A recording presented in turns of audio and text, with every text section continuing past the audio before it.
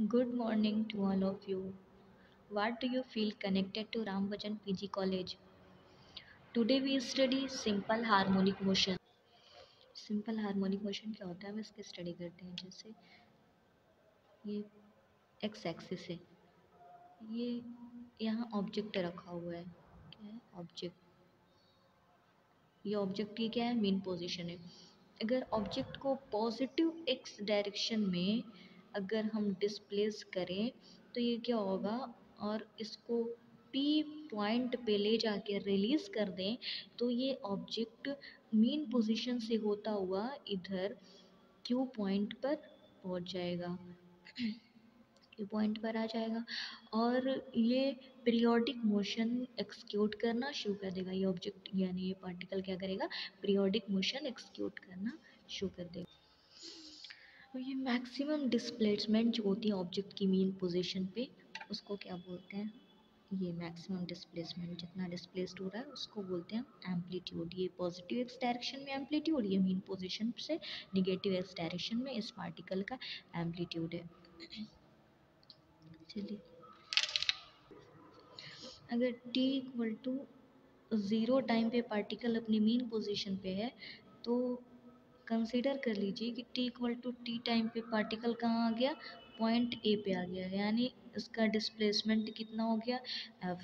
तो इस पार्टिकल पे हम फोर्स लगा के इसको डिस्प्लेस कर रहे हैं। तो जब ऑब्जेक्ट पर जब हम फोर्स लगाएंगे किसी भी डायरेक्शन में, चाहे वो पॉजिटिव डायरेक्शन हो चाहे वो निगेटिव डायरेक्शन हो, तो उस ऑब्जेक्ट पे एक रिस्टोरिंग फोर्स, कौन सा force? Restoring force,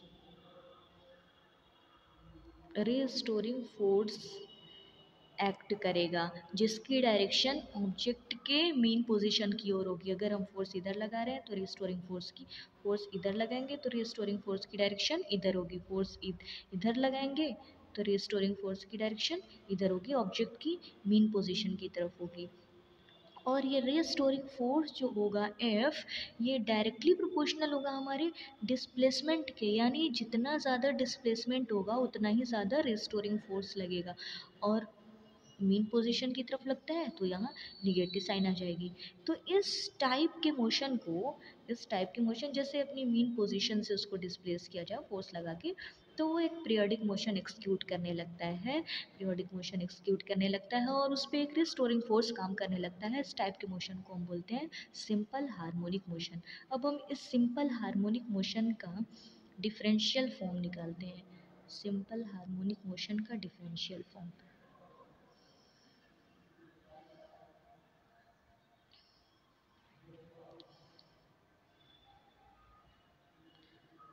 differential form, इसका हम क्या करते हैं? डिफरेंशियल फॉर्म फाइंड करते हैं।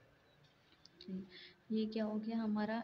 रिस्टोरिंग फोर्स किसके प्रोपोर्शनल है? माइनस एक्स, डिस्प्लेसमेंट के प्रोपोर्शनल होता है और मेन पोजीशन की तरफ ये एक्ट करता है, तो यहाँ पे आ गया माइनस, निगेटिव साइन आ गई।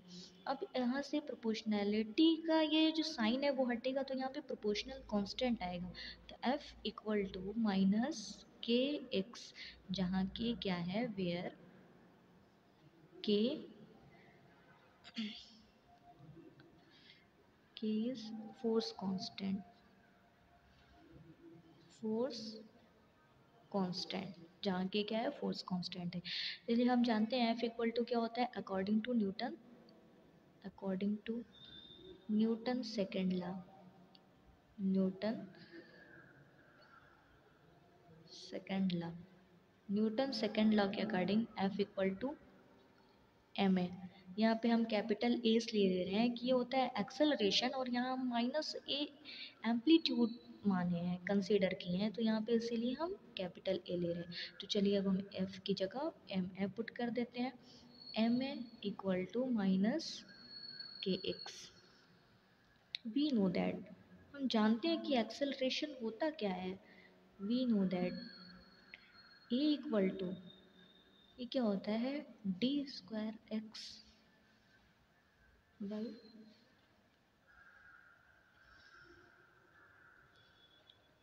D T square. तो अब हम ए की जगह पुट कर देंगे इसको, यानी यहाँ पे M into D square X by D T square equal to minus K X. M को हम इधर लेके आ जाए, D square X by D T square minus K by M X. अब ये माइनस है, इसको हम बराबर के इधर ला दे, पक्षांतर कर दे, तो क्या मिलेगा, D square X by D T square, ये माइनस से प्लस हो जाएगा, K by M X equal to zero. Where K by M, जहाँ के बाई एम क्या है, where K by M equal to क्या होता है, ओमेगा स्क्वायर, यानी एंगुलर वेलोसिटी। ओमेगा स्क्वायर क्या है, angular velocity, omega square angular velocity है। तो हम के बाई एम की जगह ओमेगा स्क्वायर को पुट कर सकते हैं, तो हो जाएगा ये D square X by D T square plus omega square X equal to zero. ये आ गई हमारी सिंपल हार्मोनिक मोशन की differential form.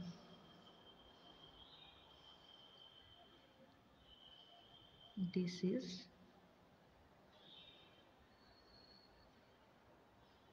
differential form of SHM. Thank you.